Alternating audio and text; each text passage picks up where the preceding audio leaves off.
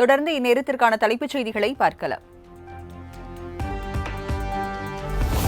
கடலூர் செம்மங்குப்பம் பள்ளி வேன் விபத்தில் உயிரிழந்தோர் எண்ணிக்கை 3ஆக அதிகரிப்பு. புதுச்சேரி ஜிப்மர் மருத்துவமனையில் அனுமதிக்கப்பட்டிருந்த 10ஆம் வகுப்பு மாணவர் செழியன் சிகிச்சை பலனின்றி உயிரிழந்த சோகம்.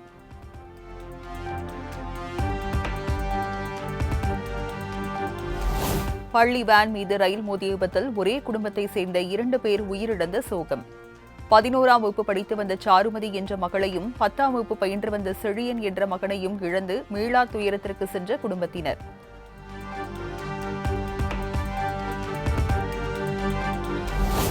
கடலூர் அருகே ரயில் விபத்தில் உயிரிழந்த மாணவர்களின் உடல்களுக்கு தொழிலாளர் நலத்துறை அமைச்சர் சி.வி. கணேசன் மாலை அணிவித்து அஞ்சலி. மாவட்ட ஆட்சியர் உள்ளிட்ட அதிகாரிகள் அஞ்சலிக்கு பிறகு உடல்கள் உறவினர்களிடம் ஒப்படைப்பு.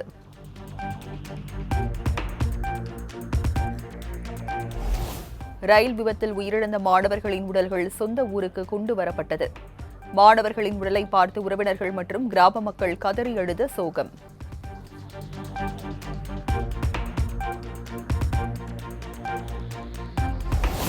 கடலூர் ரயில் விபத்தில் பாதிக்கப்பட்ட மாணவர்களை மீட்க சென்ற அண்ணாதுரை என்பவர் மின்சாரம் பாய்ந்து படுகாயம். கடலூரில் சிகிச்சை பெற்று வந்த அண்ணாதுரை புதுச்சேரி ஜிப்மர் மருத்துவமனைக்கு மேல் சிகிச்சைக்காக அனுமதி.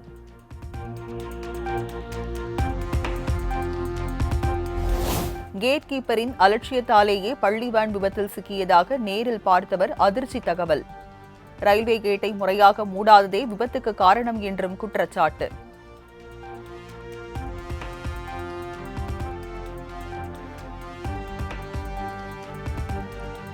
கேட் கீப்பரிடம் நான் பேசவே இல்லை, நாங்கள் செல்லும் போது கேட் திறந்தே இருந்ததாக விபத்தில் சிக்கிய பள்ளி வேன் ஓட்டுநர் வாக்குமூலம். கேட் கீப்பரிடம் வேன் ஓட்டுநர் வற்புறுத்தியதாக ரயில்வே தரப்பு அறிக்கை வெளியிட்ட நிலையில் திடீர் திருப்பம்.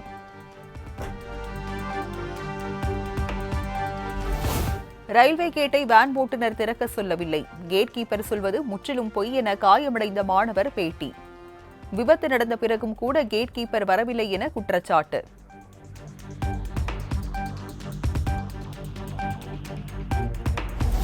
கடலூர் அருகே பள்ளி வேன் மீது ரயில் மோதிய விபத்தில் உயிரிழந்தோர் குடும்பத்தினருக்கு முதலமைச்சர் மு.க. ஸ்டாலின் இரங்கல். பலியானோர் குடும்பத்திற்கு தலா 5 லட்சம் ரூபாயும் படுகாயமடைந்தோருக்கு 1 லட்சம் நிவாரணம் வழங்கப்படும் எனவும் அறிவிப்பு.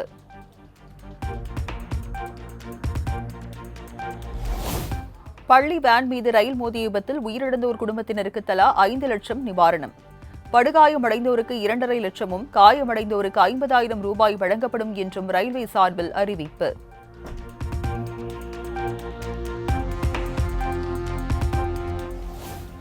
சென்னை மாநகர் மற்றும் புறநகர் பகுதிகளில் பரவலாக மழை. பள்ளி மாணவர்கள், அரசு மற்றும் தனியார் நிறுவன ஊழியர்கள் அவதி.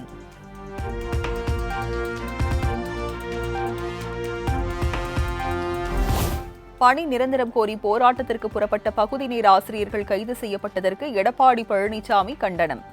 பகுதி நேர ஆசிரியர்கள் கோரிக்கையை திமுக நிறைவேற்றும் என்று படித்த துண்டு சீட்டு தொலைந்துவிட்டதா எனவும் முதலமைச்சர் மு.க. ஸ்டாலினுக்கு கேள்வி.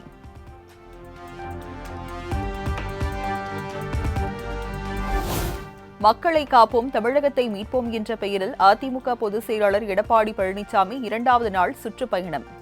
நடைபயிற்சி மேற்கொண்டு அதிமுக ஆட்சியில் கொண்டுவரப்பட்ட நலத்திட்டங்கள் குறித்து கலந்துரையாடல்.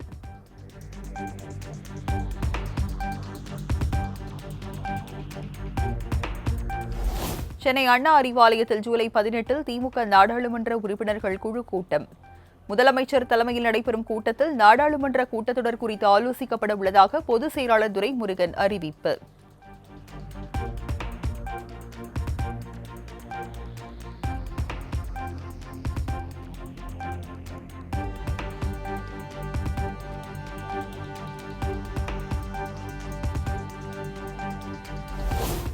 பதினேழு அம்ச கோரிக்கைகளை வலியுறுத்தி நாடு முழுவதும் நாளை பொது வேலை நிறுத்தம்.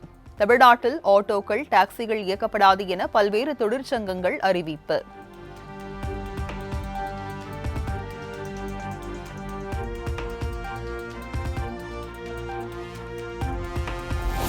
பொது வேலை நிறுத்த போராட்டத்தில் அதிமுக தொழிற்சங்கம் பங்கேற்காது. அதிமுக தொழிற்சங்க பேரவை செயலாளர் கமலக்கண்ணன் அறிவிப்பு.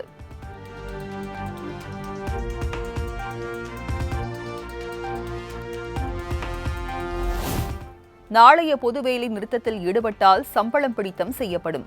அரசு ஊழியர்களுக்கு தலைமை செயலாளர் முருகானந்தம் எச்சரிக்கை.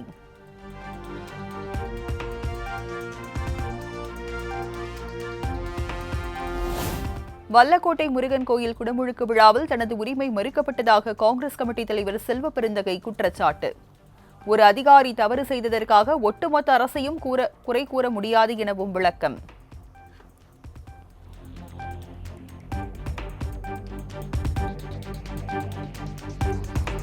அதிமுகவை பாஜக கபலீகரம் செய்துவிட்டதாக அதிமுகவினருக்கு ஓனர் அமித்ஷா எனவும் செல்வ பெருந்தகை விமர்சனம். 2026 சட்டமன்ற தேர்தலில் 10 தொகுதிகளில் கூட அதிமுக கூட்டணி வெற்றி பெறாது எனவும் ஆருடம்.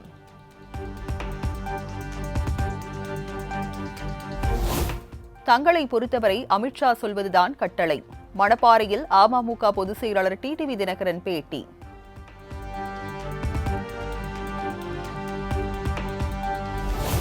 பெரியார் வழியில் படிப்படியாக சாதி மத அடையாளங்களை அழித்து எறியும் பணியை செயல்படுத்தி வருகிறது திராவிட மாடல் ஆட்சி. முதலமைச்சர் மு க ஸ்டாலினை சந்தித்த பிறகு விசிக தலைவர் திருமாவளவன் பேட்டி.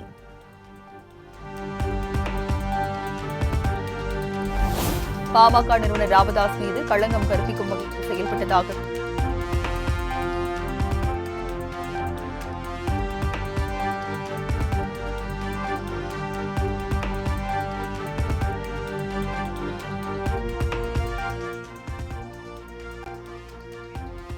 பாமக நிறுவனர் ராமதாஸ் மீது களங்கம் கற்பிக்கும் வகையில் செயல்பட்டதாக கூறி அன்புமணிக்கு எதிராக கண்டன தீர்மானம்.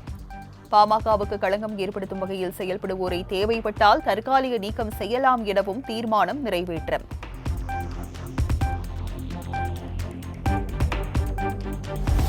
சட்டமன்ற தேர்தலுக்கான வேட்பாளர்களை தேர்வு செய்யும் பணிகளை தொடங்கிவிட்டதாக ராமதாஸ் தலைமையிலான பாமக செயற்குழுவில் தகவல். கூட்டணி அமைத்தே தேர்தலை எதிர்கொள்வோம் எனவும் தீர்மானம்.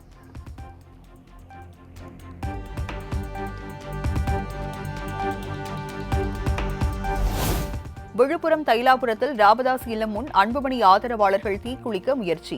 பாதுகாப்பு பணியில் ஈடுபட்டிருந்த போலீசார் தடுத்து நிறுத்தியதால் அசம்பாவிதம் தவிர்ப்பு.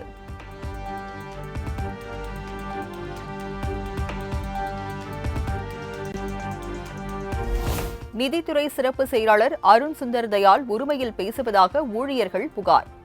புகாரளிக்க தலைமை செயலகத்தில் நிதித்துறை ஊழியர்கள் கூடியதால் பரபரப்பு.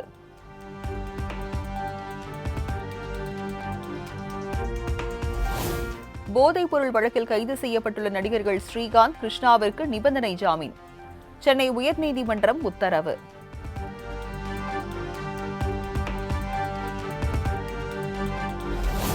தமிழகம் முழுவதும் விரைவில் சுற்றுப்பயணம் மேற்கொள்ள உள்ளதாக OPS அறிவிப்பு. விரைவில் முழு விவரம் வெளியிடப்படும் எனவும் விளக்கம்.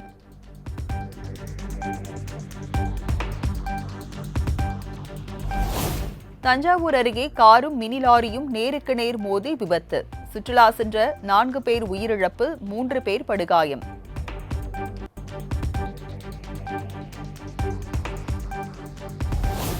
அரக்கோணம் ரயில் நிலையம் அருகே உயரழுத்த மின்கம்பி அறுந்து சேதம்.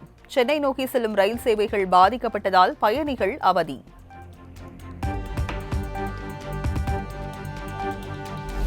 தமிழக அரசை கண்டித்து வேலூரில் கண்டன ஆர்ப்பாட்டம் நடத்த அதிமுகவினருக்கு காவல்துறையினர் அனுமதி மறுப்பு. தடையை மீறி போராட முயன்ற அதிமுகவினரை போலீசார் குண்டுகட்டாக தூக்கி வேனில் ஏற்றியதால் வாக்குவாதம்.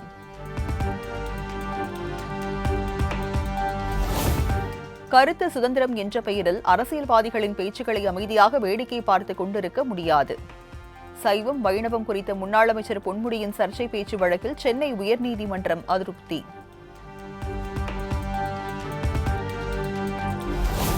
போலீசார் தாக்குதலில் சிவகங்கை மடப்புரம் கோயில் காவலாளி அஜித்குமார் உயிரிழந்த விவகாரம். உயர்நீதிமன்ற மதுரை கிளையில் விசாரணை அறிக்கையை தாக்கல் செய்தார் நீதிபதி ஜான் சுந்தர்லால் சுரேஷ்.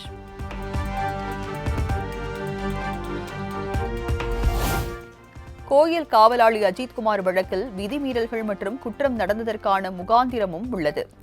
விசாரணை அறிக்கை தாக்கல் செய்யப்பட்ட நிலையில் வழக்கை விரைந்து முடிக்க சிபிஐக்கு உயர்நீதிமன்ற மதுரை கிளை உத்தரவு. அஜித்குமார் கொலை வழக்கில் தொடர்புடைய பேராசிரியை நிகிதா மீண்டும் விடுப்பில் சென்றார். நேற்று வழக்கம் போல் கல்லூரிக்கு வந்த நிலையில் மீண்டும் விடுப்பில் சென்றுவிட்டதாக தகவல்.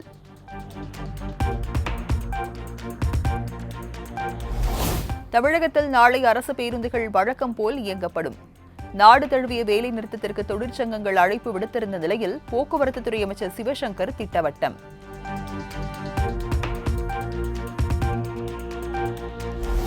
நாளை வழக்கமான அட்டவணைப்படி பேருந்துகள் இயங்குவதை உறுதி செய்ய வேண்டும். பேருந்துகளுக்கு போதுமான எரிபொருள் நிரப்பி பயணத்திற்கு தயாராக வைத்திருக்கவும் போக்குவரத்து கழக மேலாண் இயக்குநர்களுக்கு தமிழக அரசு அறிவுறுத்தல்.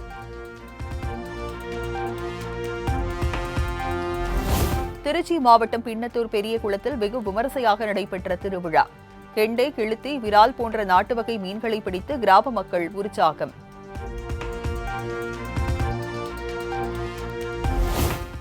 சிவகங்கை மாவட்டம் தேவக்கோட்டை அருகே கண்டதேவியில் உள்ள சொர்ணமூர்த்தீஸ்வரர் கோயில் தேரோட்டம் கோலாகலம். ஏராளமான பக்தர்கள் தேரின் வடத்தை பிடித்து இழுத்து வழிபாடு. மேற்கு வங்க மாநிலம் கொல்கத்தாவில் கொட்டி தீர்த்த கனமழையால் சாலைகளில் வெள்ளப்பெருக்கு. நேதாஜி சுபாஷ் சந்திரபோஸ் விமான நிலையம் உள்ளிட்ட பகுதிகளில் தேங்கிய மழை நீரால் வாகன ஓட்டிகள் அவதி.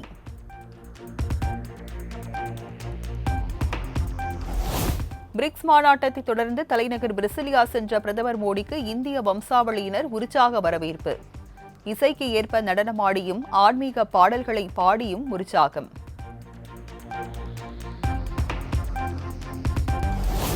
மகாராஷ்டிரா மாநிலம் தானேவில் மராத்தி மொழி தெரியாது என கூறிய கடை உரிமையாளர் மீது தாக்குதல் நடத்தப்பட்டதாக புகார்.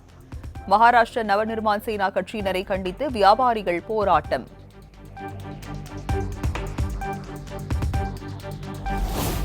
அமெரிக்காவின் டெக்சாஸ் மாகாணத்தில் வெள்ளப்பெருக்கில் சிக்கி உயிரிழந்தோர் எண்ணிக்கை 100ஆக அதிகரிப்பு. நிலச்சரிவு மற்றும் கடும் வெள்ளத்தில் சிக்கி மாயமானவர்களை தேடும் பணிகள் தீவிரம்.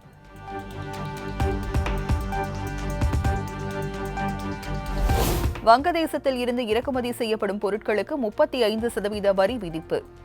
பல்வேறு நாடுகளுக்கும் அடுத்தடுத்த வரி விதிப்புகளை அறிவித்து வருகிறார் அதிபர் டிரம்ப்.